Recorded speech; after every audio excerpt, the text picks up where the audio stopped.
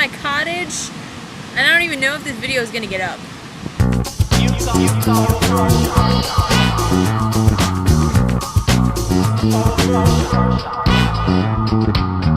I am enjoying the cottage. Here, I'll show you. You've seen this place before in our promos. Where I'm standing right now, actually, is where we had the epic fight scene. Didn't I tell you to delete that? No, you didn't, actually, and I didn't want to. Well, now we know who loves whom here. Oh, so that's the way this is gonna go. Why? Yeah, it does. It is. I can't believe that's the way you're gonna play this right now after everything you did! I'm excited!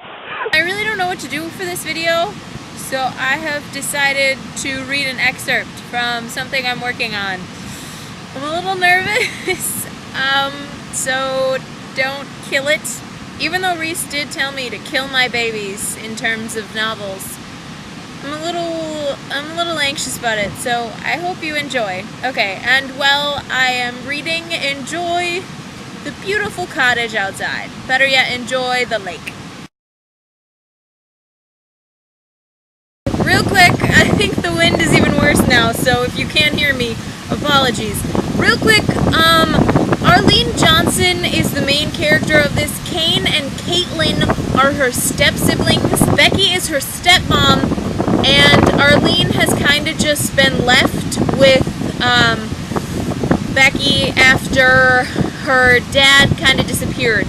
So this is about Kane and Caitlin trying to get rid of Arlene, and that's just so you know what's going on. Okay, and look at the pretty sunset. It's so pretty! Okay, now on to the excerpt. Caitlin and Kane, who were 5 and 3 respectively, could not understand why in the world they had to keep the baby. They did not have to keep toys that they did not want, nor food that they had not eaten. Why must a smelly, loud baby stay in the house? Why had their mother just stopped trying to get rid of her? They had never stopped trying to get rid of something. They soon decided to take matters into their own tiny, jealous hands.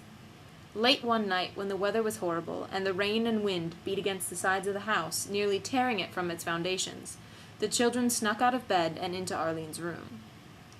Caitlin was careful not to wake her, for fear that her cries would awaken Becky. They carried Arlene down the creaky stairs of the house, making sure to jump over the especially loud steps. Fortunately for them, unfortunately for Arlene, the howling of the wind outside masked the sound of the children creeping around the house. Kane wrenched open the front door with all of his 3-year-old strength, fighting against the raging winds and blinding rain outside. Caitlin walked out the door to the end of the driveway, the baby cradled tightly in her arms. She knelt down next to the rain gutter, which flowed like a tiny but mighty river down the suburban street. By now, Arlene was screaming as loudly as she could, but she made about as much noise as an alarm clock under water. Caitlin set Arlene down gently in the rain gutter. Her long dark hair swirled around her in a frenzy above her head and in front of her eyes as she stood up.